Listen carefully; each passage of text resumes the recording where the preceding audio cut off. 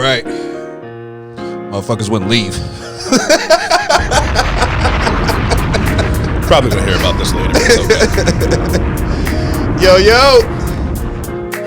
That's gonna be my soul album. Motherfuckers wouldn't leave. Man, we haven't heard too much from Chris Lee, at least on this podcast. Shout out Chris Lee, man. So I want to definitely get him some light. Yeah. I told him I was gonna be on too. Yeah? Actually, I linked up with him. He was excited about that. Really? Yeah. Because he listened to my recent one. He was, He's a supportive guy, man. I appreciate it. He is an incredibly supportive guy. I wish he would take the support that we give him and use that same energy, man. Either way, welcome to Go for it. Thank you. Mr. Lewis decided to stick around for another episode. Welcome to that episode 76 of the Gentleman's Club podcast. I am your boy Cardell, aka Pedialyte Poppy, over there in the back. Hey guys, it's Zach, aka Podcast Poppy. I want to take a second to thank everybody for listening, subscribing, sharing the Gentleman's Club podcast. If you have not already, please hit the subscribe button and that little notification bell so you can be notified when we upload new episodes, which is on every Tuesday and Fridays. Hopefully. schedules. I love it. Since we screwed up on the last episode, Lou, do you want to plug your socials again? We screwed up on the last episode. I put it on the back and I want it on the front. I'm just gonna disclaimer. I'm gonna change my shit again. I'm just telling you, like, I'm the same thing I said at the last episode. I go by Lou. My tag for my personal page is Rebel Fiti. It's REBLFITI, and then the podcast page is Radio Rejekts. Rejects is spelled with a K instead of a C. Please go support Radio Rejekts. Please donate too. We really need donations right now. So I love the honesty. You gotta be, man. So we got a chance to nerd out for a little bit, talk about the podcast space and things that we're into and whatnot. But we wanted to have more of a relaxed, chill conversation. Okay. We gotta say, you are a father. I am a father. How many years in are you? Awaiting the test. I am a father. No, just kidding. He's 2. He was 2 in September. Okay. Shout out to that. Congratulations on that. So you are out of the game. I'm out of the game. Okay. I'm out of that game. Right. That game. I'm in many other games, but I'm out of that game. Video games? No. No? That gives me too much anxiety, man. Every time I jump in there, somebody's always talking trash, and then I just get sniped in the first second. It's not really good for your self-esteem, to be honest. It's not really good. So I dabble maybe a little bit. But as far as like the relationship game and dating and stuff, I'm out of that. I hope for forever, because that shit is scary. Beautiful. What do you see from inside the house looking out the window? You know, you go outside the window. I'm sure you got people that are single in your life. I thought you meant like literally looking outside the house. I'm like thugs. No. Get out of my yard, motherfuckers. No, I mean, yeah, it's weird. Also, you think about it. I think dating is it has this stereotypical thing of being a young man sport. If you're a man, obviously. Right. And I think as time goes on, it's tougher. Like if you have kids, it's tougher. If whatever it is, it just develops a little bit of a different obstacle to go across. Mm-hmm. And then it's just dating sites and how do you, like, when you're younger, there's certain environments where it's easier to have conversations with the opposite sex or whoever you're into. And now that you get older, like, it's just like, if I was single, it's like, is it work or like, do I just the checkout line at Walmart? Like, how am I going to find somebody? Because when you're younger, it's a little easier, you know. Yeah. It's like school, it's, you know, certain parties you go to, maybe you go out to bars or something like that, but you're kind of like involving yourself in those situations to find somebody. How long have you and your girl been together? 2015. Okay. So have you ever tried a dating site? Yeah, I think I did. My profile's probably still up there too. Just disrespectful, to be honest. I was living a lie. It's probably out there. Somebody, to be honest, I don't know what it was. Maybe Plain Fish or something like that. I got kicked out. I got kicked out of my parents' house at one point. What you did? I boxed my father, man. To be honest, some shit went wrong. The game is the game, bro. The game is the game. All men finally get to that point where you say, you know what, Dad? I just blacked out. He just looked at me and I was like, today the day, motherfucker. And I got kicked out and I was living on my friend's floor. My buddy Ryan, I was living on his floor. And you need to be a hobosexual. You were trying to find a place to go. Pretty much. I mean, I called him and I was like, hey, dude, like this happened. And then he was like, come stay with me. Because he worked at the same place that I worked at. So he was kind of like a ride for me too. It worked out. Once again, like certain people help you out without repercussion or without anything that they wanted to return. Right. So I was sleeping on his floor. A buddy from work, older gentleman, said like, you're sleeping on the floor. That's kind of rough. Here's a blow up mattress. And for a while, I was sleeping on a blow up mattress just to kind of get my shit together. Okay. I don't know what that has to do with anything, to be honest, but like that was a part where like shit was going bad, and yeah, I mean it was just tough times in that life, and I think like it was rough. So it was just rough. So you jumped out of. Is this the time where? Because I'll speak for myself, right? During those rough times, you're looking for something to somewhat fill that void. You get where I'm coming from? You might jump on dating sites. Oh, sorry. That's what I was talking about. That's what I was trying to bring you back. I was trying to bring it back. I was like, why am I I'm getting depressed thinking about the floor. We just went through a 45-minute episode. No, my buddy that I lived with when I was living on his floor, he was like, let's get you a dating site. Because I just went through a breakup too at the same time. I hear this everywhere, and I hear it more so on the women's side that the women try to push other women on dating sites. I've never heard of guys. But he was very successful on dating sites. And that's why he pointed you in that direction. So he's like, everyone's going to be successful, even this little motherfucker right here. And so he put me on it, and he knew how to set up. Because like the whole thing with dating sites is you're like putting up a facade.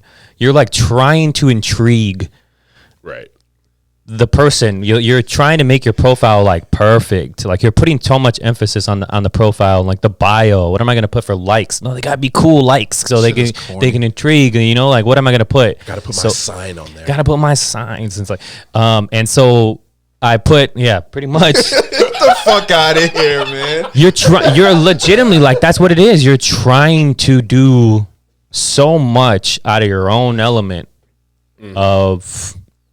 That's how it is. Like when I met women, it was talking in person. Right. And now I gotta like set up a whole little paragraph for them to like come by, view, and say like, okay, and I'll accept. And hope that nothing's taken out of context. Nothing's taken. And text is horrible.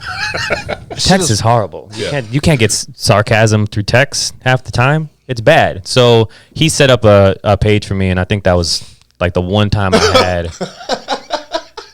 Something on it, and it was disrespectful. I've talked to some people, but to be honest, at that time I lost my car too at the time, so like I was just talking to people wasting their time too because I couldn't meet up with them. Yeah, that's what I'm saying.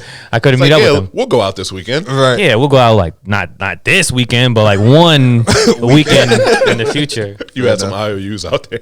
That's rough. Man. So Luke, me and my wife actually met on Tinder. Yeah. Yeah.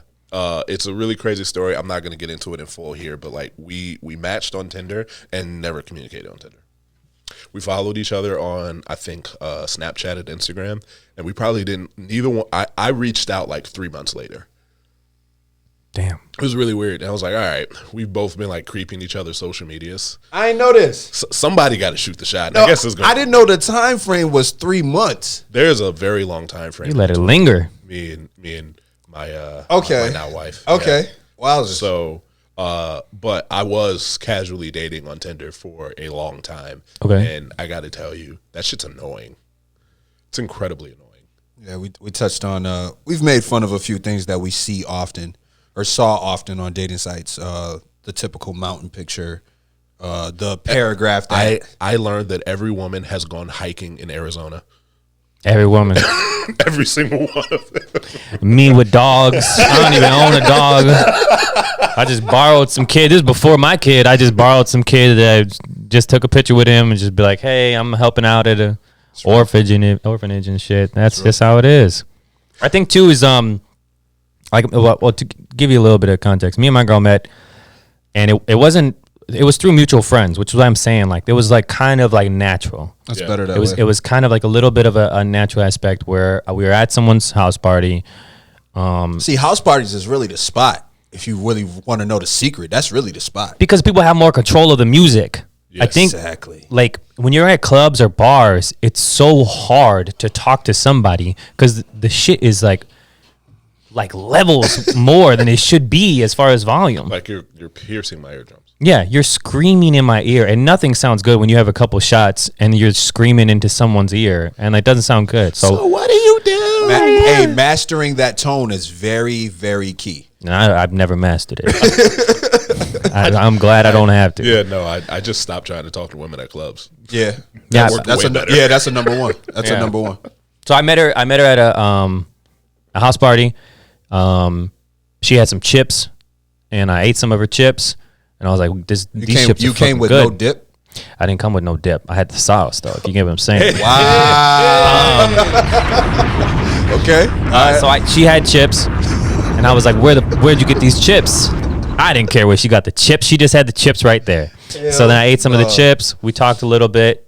She knew, and it was ironic at that time. I was still heavy in music, so I was like, "Oh, I'm actually leaving a weekend or so to go to California to do a show." So immediately, like that's dropping gems right there. She was like, "Oh, a show? He's leaving," but really, like I was hopping a ride to go out there, and then same thing. We just like she found me on Instagram or vice versa. Then like I posted a story or something about my Snapchat. One of us followed it, whatever. Then Twitter, and then eventually it was like, you want to go on a date, and that's organic to me. Yeah, sure. Of course.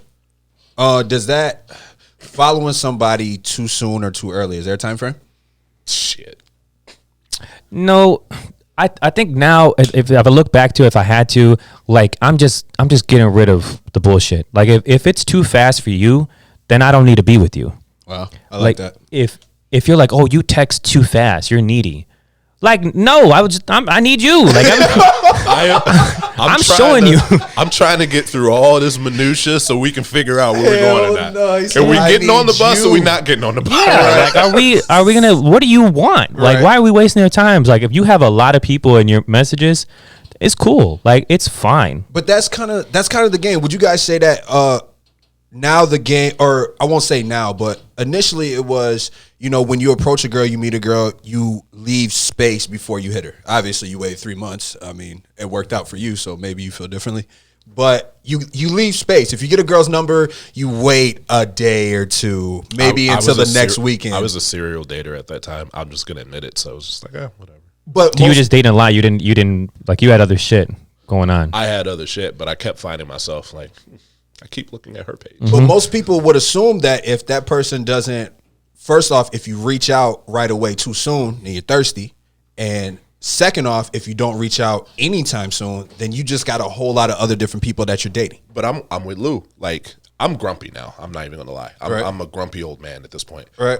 I ain't got time to play these games if you're either with it or you're not. Right.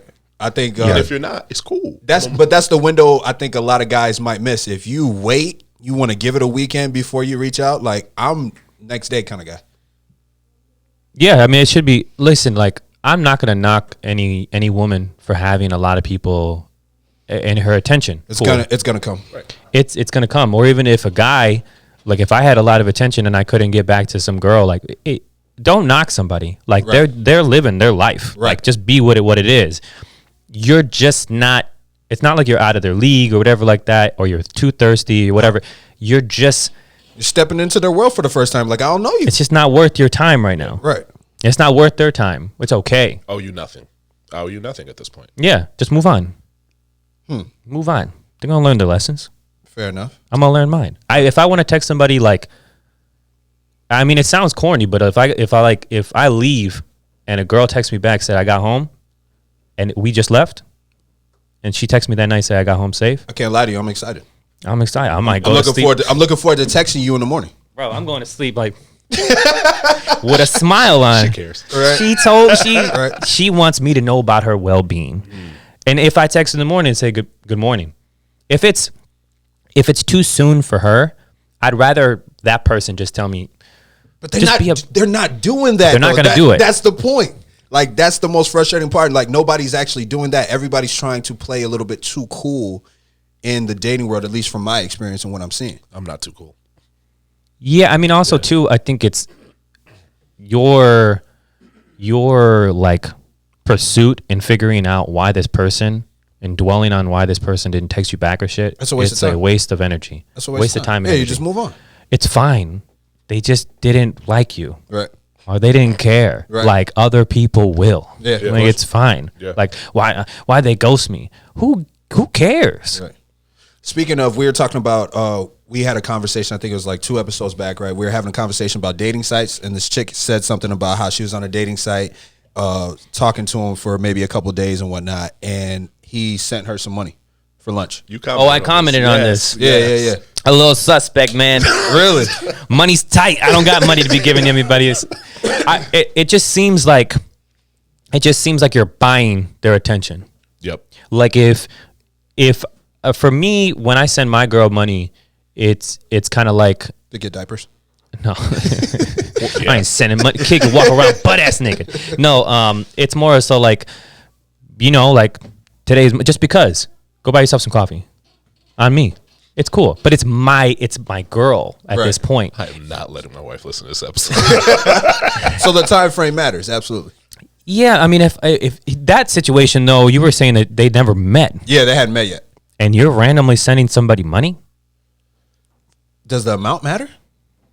I don't care if it's $5 or $100. Like it's still Okay. It's still weird. It is. It's definitely different. It's kind of like you're just buying it. Like you're just pretty much saying like, do you have services I can buy?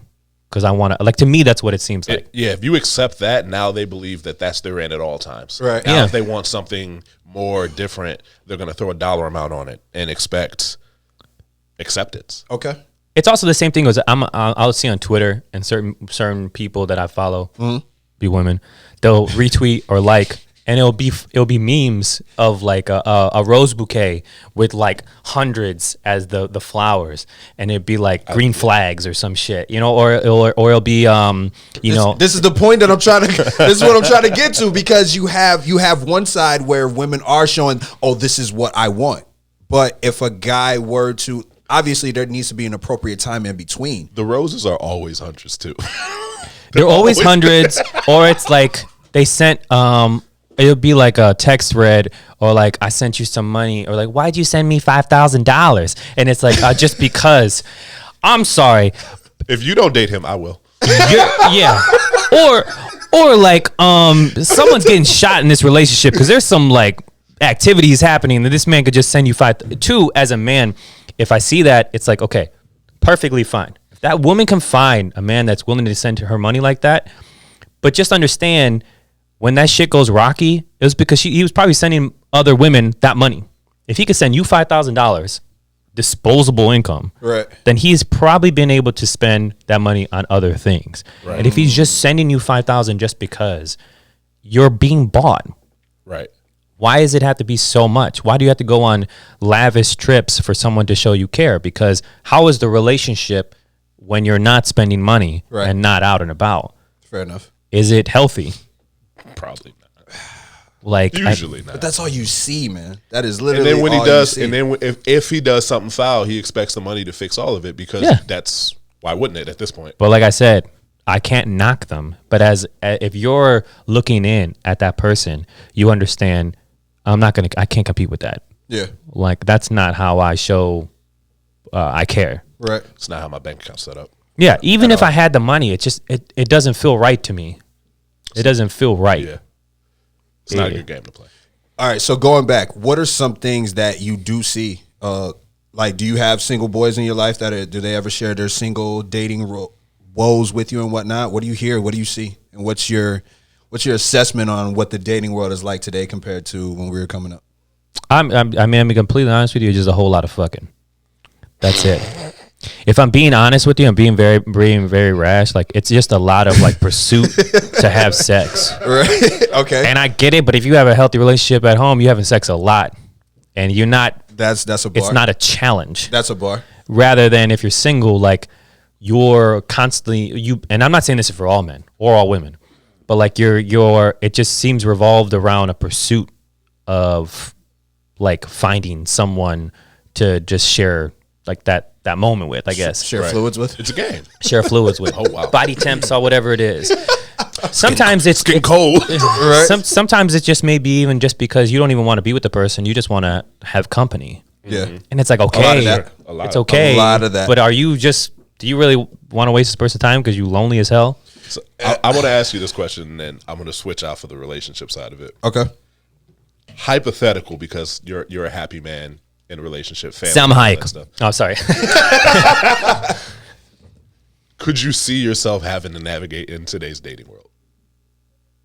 I'm a confident individual, so yes. Okay. But do I want to do it? No. Especially with a kid. Fair. That changes things. For sure. That is a big thing. If I things. was single and it was just a long relationship and we split, then it would suck. I'd be looking for a different type of person, being this long in my life. Mm-hmm. But with a kid, I'm very protective of my energy, I guess. Yeah. And I'm not bringing somebody else around my kid. That's a fact, yeah. That's a deeper conversation that, we'll save it for another time. Yeah. So let's talk about the kid. What is it? So your son just turned 2. My son turned 2. My son's name's Benji. Shout out to Benji. Shout out. He's a cute kid, man. He's not that. Probably won't hear this for maybe like another 10, 15 years, but so side note, one of my dreams is one day my son be on this podcast. Yeah. That'd be great. But that is long down the line. I got you. But how is fatherhood? Because that's a change. That's a whole change. Mindset, how you view regular things. Like, how has that been for your mental space and your creative space? I think about it maybe a little too much. I don't know how other dads do. So, I mean, I could talk to you about it and do that, but like with me, I have this because I'm a very anxious person. I always feel like I'm failing my son. I know that's kind of a little too deep, maybe. No, that's real. No, that's very real. Let's talk about it, yeah. I always feel like I'm failing him. Like if his speech is not where it is, then you make comparisons. You shouldn't. But like I'm like what do I need to do? Right. Like phones don't help us because we constantly are on our phones and we should be giving them attention. Like their mind is a sponge. He is absorbing what I do. Like when I give my girl hugs, I'm coming home and like she's cooking and I just kind of like embrace her. It's what I love, bro. I've embraced that life. I love it. Mm-hmm. So he will come over there. And I'm also thinking like I need to view this woman in a way where he respects this woman. Right. Yep. And he respects other people and their possessions and he respects his home. And like, it's also too, is like my mentality is like, it's helping me figure out my own life because I'm relearning with him basic life things. Yeah. Like I got to teach this kid to walk. Right. Because like as an adult, you start to, we already went through life and we got all of that stuff done. So we get into the routine of work, come home, go to sleep, get everything in the household situated. But when you have a child, you get to kind of re-experience life with them, the small little things that are enjoyable. And you're like, oh shit, this is cool. Like I forgot about this little moment of life because I started to become an adult and move away from that. Yeah, 100%. I think there's also too is like when I'm doing something with him, like give you a little bit of background. I worked at a job where I was working swing shifts. I'd work 2 mornings, 12-hour days, and then I'd switch and do two overnights, 12-hour days. I'd get off at like 6:30 in the morning, come home at like 7. Dang. Sometimes I'd get home and he was still like one and a half, or 1 rather at that time, and he'd light up when he seen me, and he wants to play, but I'm gonna go to sleep. Fam, you gotta be dad. Fam. But there was a part of me was like, all right, I'm changing.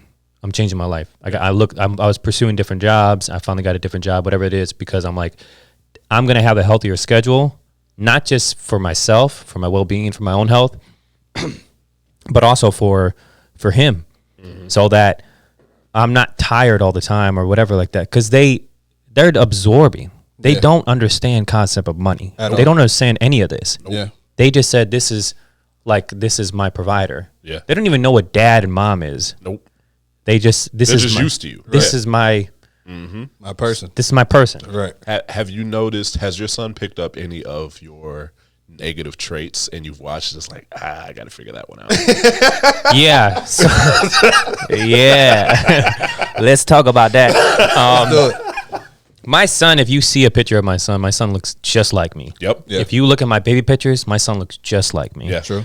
My son, there's throwing tantrums, but there's also my son gets frustrated, and I get frustrated. I get anxious. So even when I'm doing like tedious things, like let's just say hypothetically, like I'm trying to weave, like, or sew something, whatever. Because the task is so magnified into like this little thing, my hands start getting tired. And I just get anxious. Mm-hmm. And I've had to develop ways to deal with my own anxiety, like certain things. So when he was a baby and he would kind of get a little bit restless, I'd take off his shirt. I'd hold him, put us together. Skin to skin? Skin to skin. Okay. And I would just look at him and I'd take deep breaths. Oh, wow. I'd just be like, and like show him to the point where when he started walking and everything like that, and he would do something, he'd get frustrated. I'd watch him from afar and he'd go, wow. and I'm like, whoa, that shit worked. That worked. Awesome. That's awesome. So it's certain things like that, because he gets frustrated. He throws tantrums. And I was watching Kanye one time talking about an interview where he was saying how with North, the same thing with his own, in his life, being how old he is right now, and he couldn't get the words out. He couldn't do things to like progress his business and fashion, everything like that. It's kind of like a kid that wants to tell you these things, but they don't know the language yet. So they can't talk to you yet. Mm-hmm. So he's frustrated because he can't tell me my tooth hurts. Right. He can't tell me I got a headache. Right. He can't tell me, hey, can you go get me medicine? Hey, I'm tired. They just kind of are restless. So I have to teach him in a way so that he can help me help him. Yeah. I'm regrowing those steps in my life. Wow. And it's also making me someone who was like, I don't like asking people for help. I have to teach him though, like, okay, listen, man, I'm going to learn how to ask people help, and I'm going to teach you how to learn how to ask people help. Yeah. Because you can't, the whole part of me in life is like, I have to make my family tree, the branch, stronger. Absolutely. Set them up better financially. Yeah. Set them up whatever, like better. Teach them all the stuff that you feel like you didn't get taught. Yeah, and no harsh to my parents. No, absolutely not. But the world changes. But as I progress, I'm like, okay, everything that I've learned that's good, I'm going to try to teach you. Right. Not force, but try to teach. No, absolutely. I know that, like, the way that my son communicates, it's in a way that it's like we were talking about. My son won't talk. You'll know what he wants. Right. But it's never going to be through words. It's going to be through, he'll grab your hand, he'll drag you over to exactly where it is that he wants to be. Yep. He'll ask you to pick him up, and he'll point at exactly what it is. And you just grab it, he takes it, and he goes back to doing what he's doing. Right. You know, my son is fortunately, figured out things that he probably shouldn't. He's a little advanced in certain areas. Yeah, he's figured out how to escape the gates. Really? He's figured out how to climb out of his playpen. And the first time I watched him do it, like, he got to the railing and he looked over and he like grabbed the railing with his arms real tight and he just slid the rest of his body off. I was like, you little motherfucker. It's true. They know. And I can get mad, or I could be like, he's learning. That's the He's game. learning. That's the game, man. My son has an infatuation with light switches. He loves light switches. My son I'll lay down and I'll wake up to my glasses poking me in the eye, because he knows that thing needs his glasses. He always wears those. So he grabs them from the nightstand and tries to shove them on my face. And pokes you in the eye. And pokes me in the eye. Right. And then he'll grab me, the same thing. They're not different at all. They get to just sit and watch and observe what you do. So they're doing like, it. Yeah, of course. It's just that's how it is. Yeah, being a dad, it has changed my perspective on life in general, and just watching how my son like navigates and functions through things. And my son gets frustrated too, and the frustration doesn't come from necessarily my side. Don't get me wrong, I do get frustrated, but the frustrations I see out of him is more so from his mother. It's like, I don't know how to help you deal with that because I'm still trying to figure out how to help your mom to deal with that. That's kind of funny. I mean, she has certain things that she does too as well that he grows from. Like his mom is the dancer. My girl was a dancer. She was in really.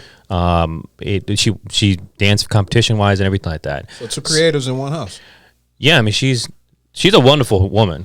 I mean I got blessed, to be honest. And if we're talking about relationships, I was a shitty person in the beginning. I was a horrible person to her in the beginning, and I got a chance to correct my wrongs, and I did that shit to my best ability. Right. So with that is why I say like I need to teach him to be respectful. For sure. In my household, maybe it wasn't given to me as the best example, but I'm going to teach him to do differently. Right. Can I ask, to get somewhat personal, how has you and your girl's relationship changed since Benji's been here? You learn, because it's a lot of responsibility raising a kid. Yeah. It's a lot of responsibility. I mean, the task of just going to the store is now that's a whole day. 30, 40 minutes extra. It has to be planned out. Yeah, of just putting him in the car. Like sometimes I'll go to the car and we'll go to like Menards. I gotta build something, and he's screaming at Menards. I'm like, I guess we're not going to Menards today. We're gonna go plan this for another day, because you're situating it where like you have to teach him. So we both are learning. Like we had to teach him. We got to do this together. Tasks around the house, we got to work together. And it's either going to build you better or it's just you're going to break. Luckily, we've gotten stronger. Really? Yeah. You guys continue to make time for each other through that. I'm kind of trying to get to the personal stuff because that's the toughest part, though. But that's what I want to get to, because a lot of people don't necessarily talk about that. Once you get a child and you start working together, you step into these roles, and now like your only role is like, I'm a parent and we got to do this for the kid. And that's all that your conversations are based on. How do you balance that between actually having a relationship with the girl that you fucking love? Yeah, I mean, like this morning, she woke up and she came into the living room. She was like, "That movie was great last night." We didn't watch no damn movie last night because we were supposed to watch a movie like 5 nights in a row. Right. But I fall asleep because I have to put him in the room. I put on white noise. I like lay with him to kind of get him, a little restless. Then we fall asleep, and I fall asleep because I'm tired. I'm tired. Of course. I'm not doing dumb shit. She obviously doesn't care that much, but she's making a little jab of like, this is funny. That was our time. We were supposed to enjoy like maybe some wine, whatever like that. Of course. And have a night out. Yeah. I think as long as you realize like it's a family. Yeah. And it's hard for some people to understand that. Like you can't revolve your life around the kid. I understand people say. My message. That is my message. A lot of people make that. Let that bitch breathe. It's important. That is a very important message. You cannot. A lot of people make it seem like the kid's my life. It is, but it's our family. Right. That it develop it. If we forget to take care of ourselves, right, and our needs as humans, in all aspects, then we will drift apart, and then we'll provide him with a less of outcome than a family was supposed to be. That's how you end up co-parenting. Yeah. Yeah. Which sucks. If people do it and people are very successful at it. Absolutely. Don't get me wrong. My brother does the same thing, and he's been able to raise his kids. They're wonderful kids, but it benefits to have that household. Yes. With at least a family, whether you guys split and you guys have significant others that all 4 of you now, because now you're relying on 4 people rather than the 2 of you. I've never actually seen that as a whole work. I would love to. But I've seen memes about it and like posts about it, but I've never actually. I'm gonna see if I can try one day, man. I might be able to. I'm rooting for you. I'm rooting for you too, man. Thank you. I'll see what I can do. Because it is like the kids need. I don't know, man. The kids deserve to have a better outcome than you had. At least try to. Of course.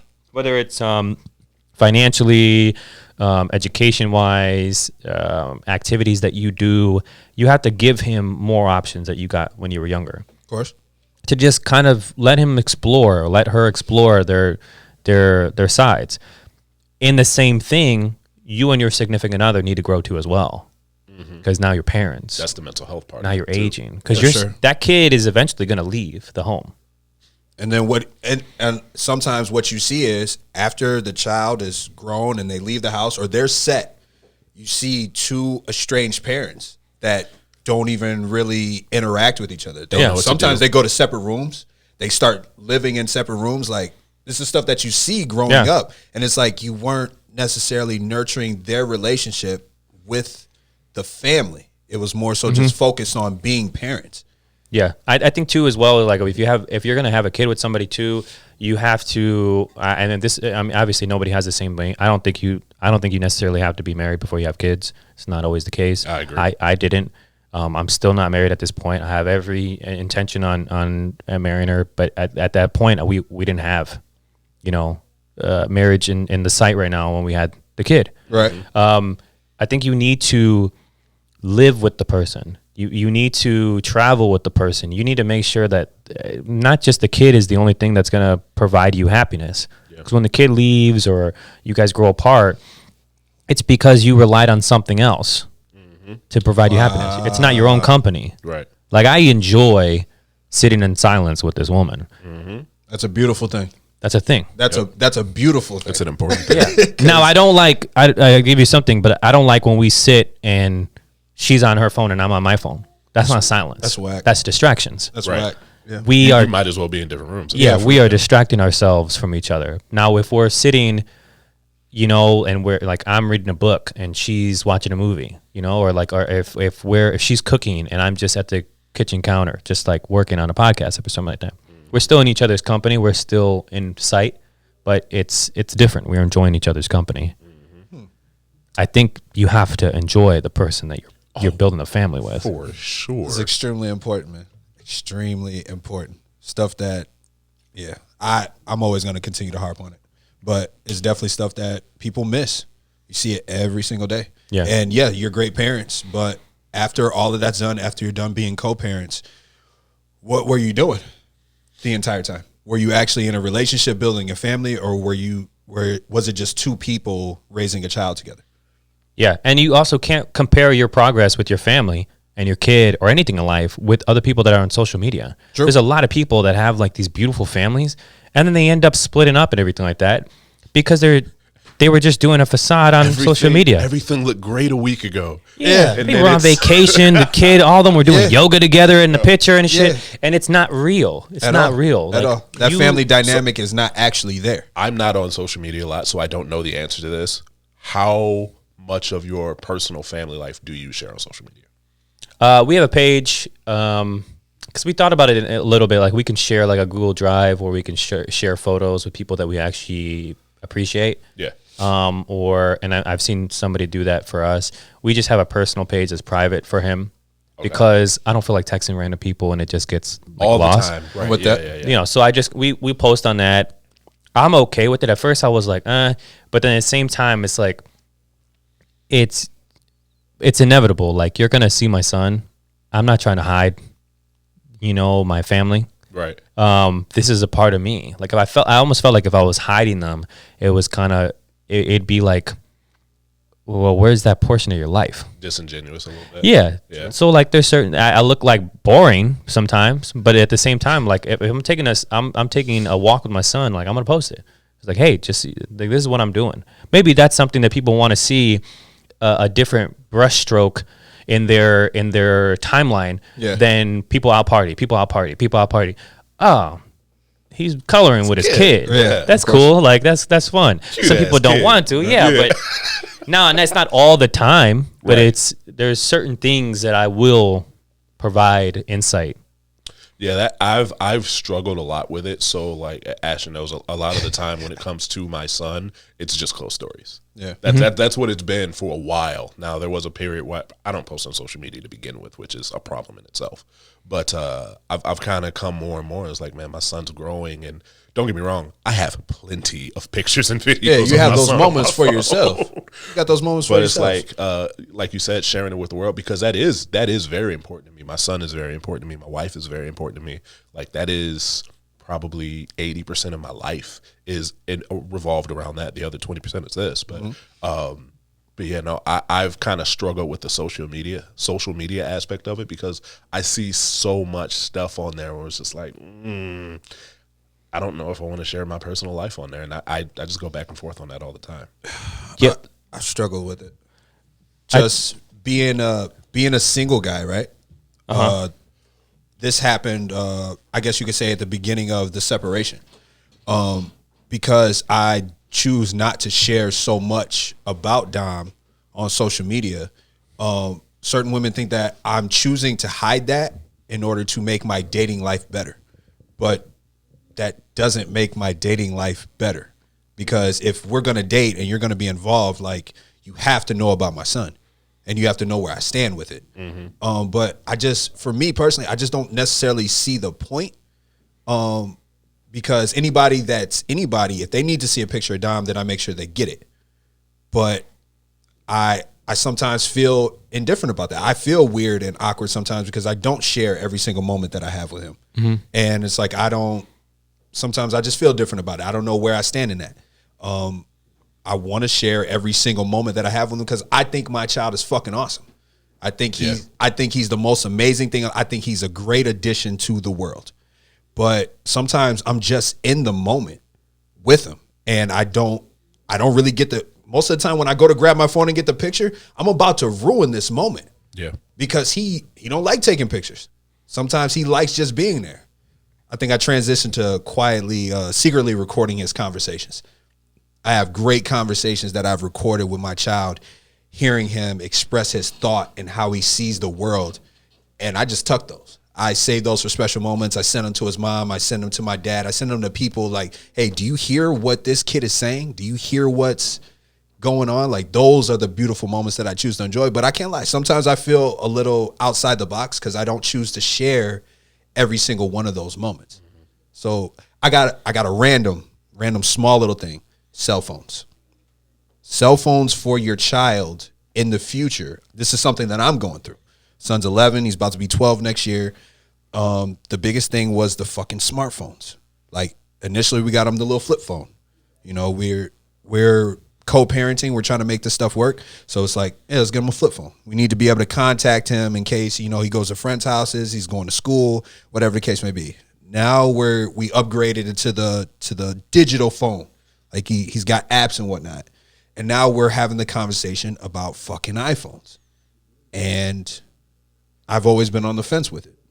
How do you think that both of you guys are going to choose to handle the cell phone thing, especially in the age of digital media? How do you guys feel about it, and where you guys think you're going to go with it? Do you want to go first, or? Yeah, I'll start. I would say that I'm very much on the fence about it too, because from one standpoint, I don't want my kid to be behind on the technology standpoint, because as he gets older and when he matures and he's ready to go out into the world, technology is a big part of our lives, and it's only getting more. So not that I want my son to be dominated by the technology, but right. He should know how to operate it. He should be comfortable with it. He shouldn't be on the back end of that. Right. Because all I'm doing is, setting him up for a difficult road. Right. But at the same time, I do feel like life without technology is one simpler. You can enjoy the things around you a lot better. When you guys drove in, there's a basketball court on the way into my house. Yep. Mm-hmm. During the summer, it's not as packed as it would be when I was growing up. If I was in this neighborhood when I was like 12 to 17, we there every day. Every day I would be at that basketball every day, court, all day, from when I woke up in the summer until the lights came on. Right. I don't see that with the kids, and that's I very, very much so want to make sure that my son doesn't fall into the trap of just being on social media all day, not getting anything done. I'm there. But I also have a cousin that who's 17, who has 300,000 followers on TikTok. Mm-hmm. So it's like, what do I say? Yeah, true. Yeah, how they choose to use the tool is going to be important. Yeah, I think that's a big thing too, is like the upbringing will allow you to easily navigate through those conversations, like seeing that this is a tool. Like, you can use this as a tool. You can blindly navigate through this phone, or you can use it as a tool. But you also, like, at that point, hopefully I provide him with enough distractions so that he finds some things that he's interested in. Because most of the kids that are just mind blown into those phones, they don't have nothing that they like to do outside of that phone. Right. So they're looking at other people do things that they love to do. Most of the time you're looking on Instagram, it's like, yo, that person's doing great things. Like, well, that's because you don't have anything that you like to do. So if I can, hey, like, I've never gone really fishing when I was younger, I'm gonna take you fishing. I'm not really big into sports, but I'll take you, like, to go try out, go do something. You know, like, if I can provide him with some alternatives and then be like, well, maybe you can use a page to post about you liking to do that. Rather than it just be you looking at other people's stuff. Scrolling. That is the wave right now. These kids are watching other kids play with toys, play video games that they play. And like at first I thought it was like, oh, you're going to use this to learn how to do something dope on the game that you play. It's like, nah, you just watch them all day. Yeah. Do the things that you love to do. People stream video games that they're not even good at. Yeah. Yeah. I mean, at the same time though, like, I'll watch people cook and I'm never going to make that meal. You get what I'm saying? Like, I'll do stuff, like, I'll watch somebody build a whole house. I'll watch on Facebook, like, people, those guys that are, like, in a different country and they're just building, like, a water pool, like, in dirt, out of clay and shit. Right. I'm never gonna do that. That's my shit. That's my shit too. I like. It's like 3 a.m. I'm like, why the fuck am I watching this shit? But if I realize, okay, like, I'm not gonna knock the kid for doing it, right? But it's to be like, all right, well, do you want to try something? Do you want to do something like that? Like, I thought I was the only person watching those. No, I mean it's. But that is my concern, though. It's just like I don't want them to get into that mode that everybody else is in of just watching. Like, are you absorbing? Are you learning? Are you using? I'm right on the cusp of that. So, like, I don't know where he's gonna go, but I do have those worries. I don't want you to get stuck in just watching. I want you to be using it to figure something out, to learn. But I think that's like what Lou says. If you have that conversation of, you know, this is a tool. I mean, obviously you can watch and you can see what other people are doing and you can use it for ideas or you can use it for entertainment. But at the end of the day, it's a tool. And what are you doing? Right. Like, that's the biggest thing. What are you doing? These are conversations that are happening right now. I think too is like if you maybe with him, you know, teaching him, like, listen, you're gonna have an audience in your lifetime, and you're also going to be a part of someone else's audience in their lifetime. Right. And if you also maintain the balance of being and having, it's like, okay, like, what are you doing with your life? You don't have what are you doing for your audience? Like, what are you doing for your friends, for your family? Like, what are you actually providing to their life? Because then you're not really, like, your circle should be things of people testing you, people competition, or not like not a friendly competition, but people that are providing, you know, something to you. Teaching. This relationship too is like, I'm learning with this person and we're teaching each other. Same thing. I just think, like, if you you know, it's tough with phones. I get it. It's tough. But at the same time, it's like, it's inevitable. Yeah. So if you try your best to be on top of it and not, like, fight it. No, not trying to fight it.